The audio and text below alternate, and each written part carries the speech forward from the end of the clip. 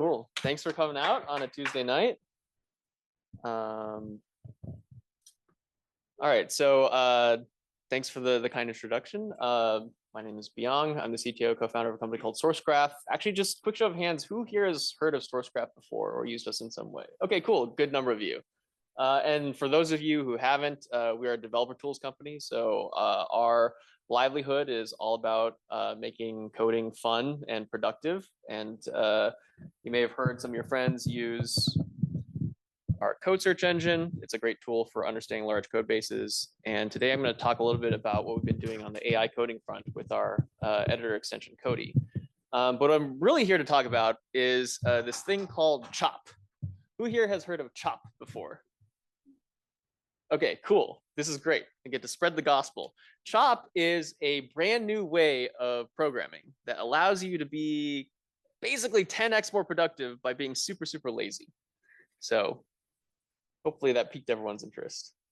Before I get into what Chop is, I want to start with kind of like the old or the current way of programming, which how many people have had this experience before? You have some brilliant new idea for an app or a feature. You have the product vision and you go sit down on your computer and you start typing away, and immediately you're like, oh crap, like how do I set up a React app again? Do I use like pre-React app, or is it Next.js now, or should I use one of those newfangled JS frameworks like Svelte or something like that? And like you got to go on this kind of like mini side quest and like figure out how to do that, slay that monster. And then you come back and you're like, all right, what was I doing again? Oh right, the product vision, the app. All right, let me code some more. Oh crap, how do I center a div again? And then you go off on this other side quest and like, read a bunch of Stack Overflow.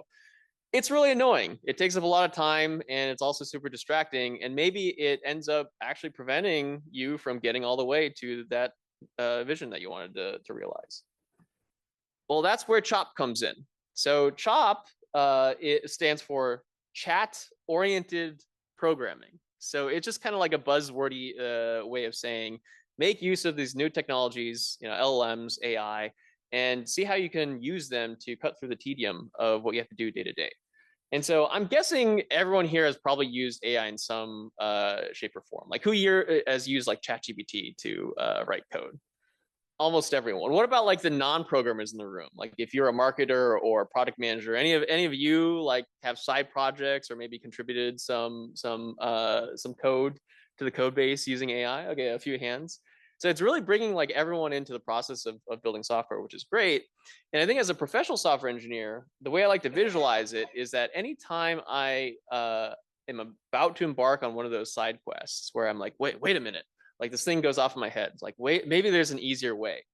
And for a lot of these things, especially the things that are tedious that you would prefer not to do, but that like, hundreds, if not thousands of developers before you have done something similar to that, those are great tasks for asking an AI like ChatGPT or like Cody to go and do for you. And I think the benefits of doing it this way, not only is the time saved from not having to go on kind of like the wild goose chase, but it's also like a focus saver. It allows you to kind of remain focused on the vision that you're driving toward and not get distracted by all these other things you have to do along the way. But enough talk about what Chop is. Let's actually experience it. So I'm going to do something really risky, which is I'm going to do a live demo with generative AI. So I had an idea for an app recently. How many people here have young children? Okay, good number of you. So I have a son, he's almost 2, his name is Ethan. And Ethan really loves children's storybooks, as many people do. And I was thinking, in the age of AI, why do I have to be limited to just the off-the-shelf lame, storybooks that everyone else is reading? Like, could you potentially, as a parent, build a storybook that's just customized to the story that you want to tell? So in the span of, actually, how much time do I have for this talk? 10 minutes or so? 10 minutes? Okay. In the span of 8 minutes, 30 seconds, I'm going to try to build a simple app using Chop to edit a children's storybook. So how many people think I can do this? How many people think I can pull it off? All right, thank you. How many people are skeptical? Like, there's no way you can do this. All right, good. I like the skeptics. It's motivation. Okay, so what I have here is just like some basic React starter code. All it does is print hello world right now. I actually wrote the scaffolding using Chop earlier, but I figured with 10 minutes, I need every second that I can get. So I'm going to ask Cody in this case. Cody is, oh, actually, hold on. I actually need to share my editor.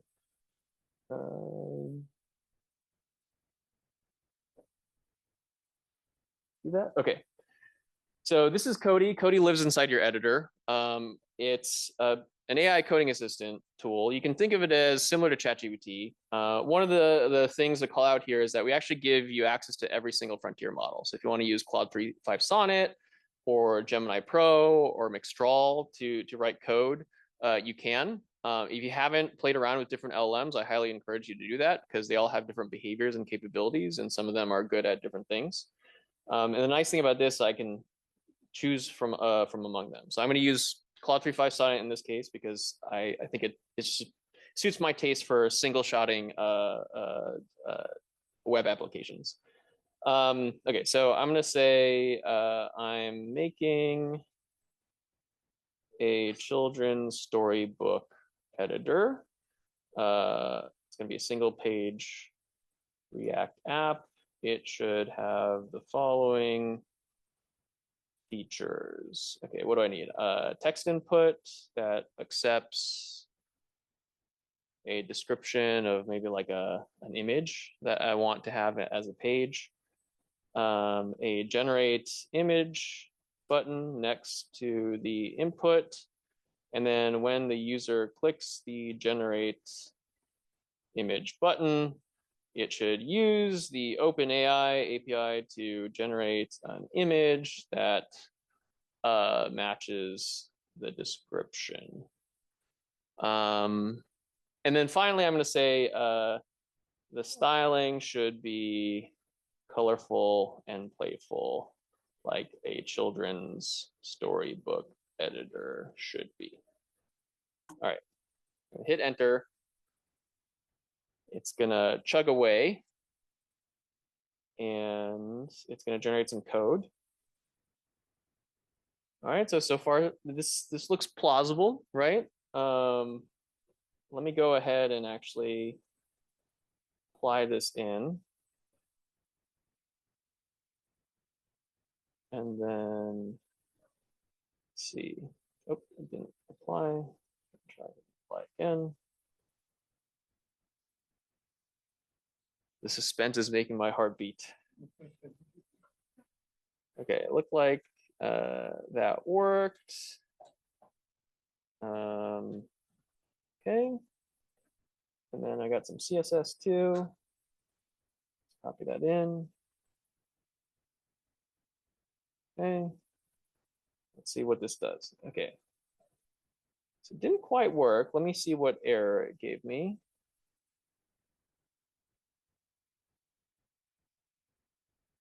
I think it has to do with it's not actually using the OpenAI API. Let me try again. Try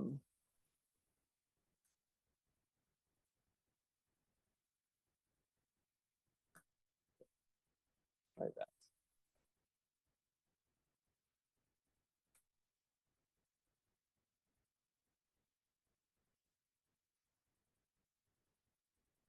Oh, this is so weird. Something must have changed.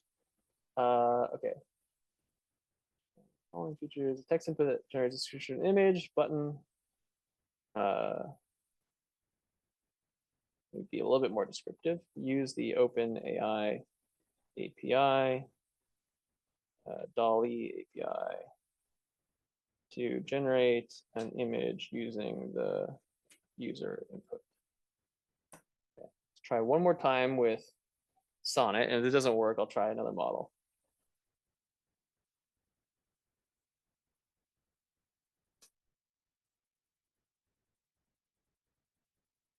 Okay. It's like that's not working. Let me try switching models. Try Opus. It always breaks in the one time that counts. All right, this looks more like it. Let me go and delete that.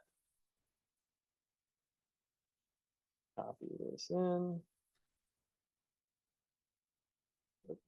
to CSS.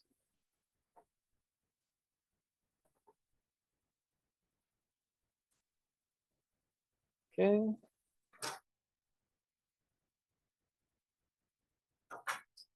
This. All right, there we go. And you want to see if it works or not?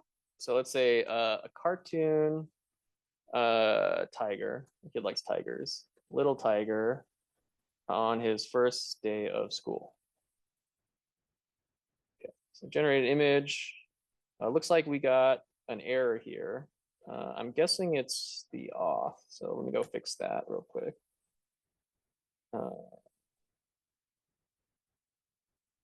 Actually, the auth looks fine. Pop into my notes here. I think this is the key I want. All right. Cartoon.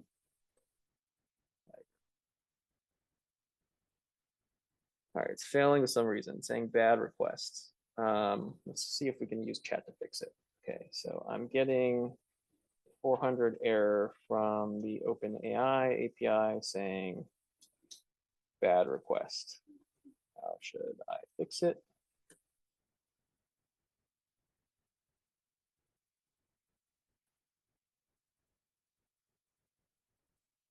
Okay, so it's going to give me some tips.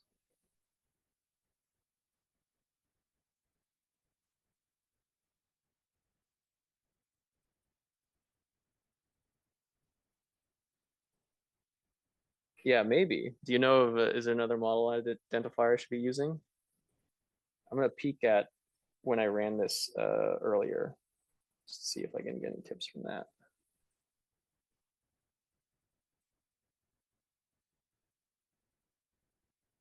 Looks like it's doing something different here. Okay, for the purposes of this demo, I'm just going to show you what I got earlier. And you have to take my word for it. I ran this actually 3 times before this demo, and it worked every time. But let me just apply that. Okay, this is what created on a previous run. And not only was I able to do the first thing, I actually had a follow-up chat where I was able to add new pages. So, you know, a cartoon tiger, let's say I wanted a cartoon tiger, I could generate that image. If I wanted page 2, like a cartoon puppy, and let's say I wanted a cartoon panda on the 3rd page. This is not using the latest OpenAI image generation model, so you might have to tune your prompt a little bit. But it's pretty cool that I was able to do this. Wow, it's really going for some abstract art there.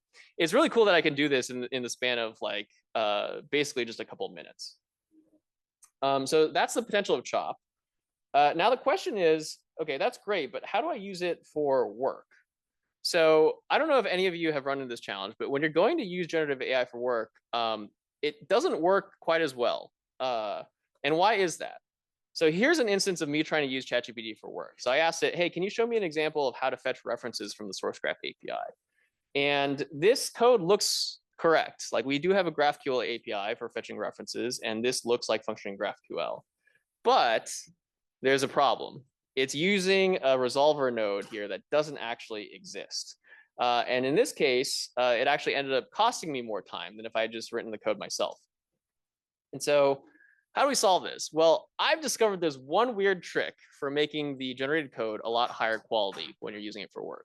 And here's the one weird trick. All you got to do is you got to hunt through your code base and look for an example usage of the thing that you're trying to do. And then copy paste that into the chat and say like, use this as an example. And then all of a sudden that makes it work. Doesn't even have to be in the same language. It just attends to the context in your example and is able to pattern match its way to mostly better working code. Now that doesn't solve the problem, because the problem is you still have to go and hunt and peck through your code base for that one magic snippet, right? And so that's essentially the problem that we've focused on solving over the past 12 months at Sourcegraph and Cody. Remember when I said we had a code search engine that a lot of people use? Well, we've been piping the output of that into AI. And here's a demo of how that works. So in this particular case, I'm going to show off two coding assistants. On the left-hand side is Cody. On the right-hand side is another popular coding assistant. I'm not going to name names, but you've probably heard of it before. And the right-hand side has a very basic context fetching mechanism, and the left-hand side is using Sourcegraph as its context retrieval engine. And the use case here is I'm trying to migrate from an old logging telemetry library to a new one. So the old one has been deprecated, and I'm trying to update all the instances of the old to the new. And so I gave the one on the right a head start. It didn't fetch too much context. And if you look at the output of both, you'll find that Cody, because it's able to fetch a lot more context and also use kind of like the best frontier model for the job, does a much better job of answering this question. So if you actually go and look at the answer that you get from the other coding assistant, the one on the right, it's actually telling you to use the old deprecated API. And that's because it never finds the new API in its search.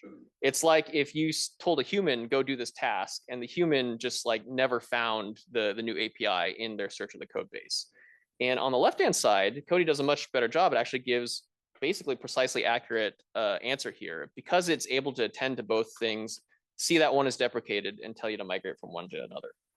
So that's just one example of why context is really helpful.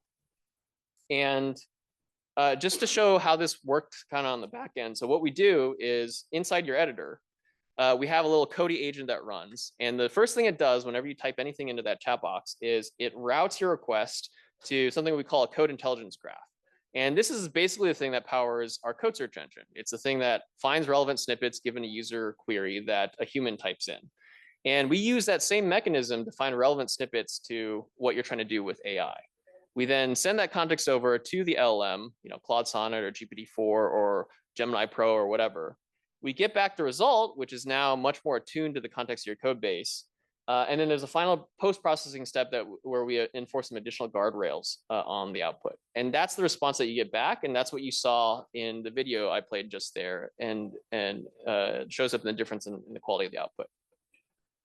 So I'd like to leave you with this. Even though the storybook demo didn't quite work this time, it did work the past 4 times. And it's the sort of thing where if you've experienced it enough, it demonstrates the potential for this saving you a ton of time. The thing is, it doesn't always work.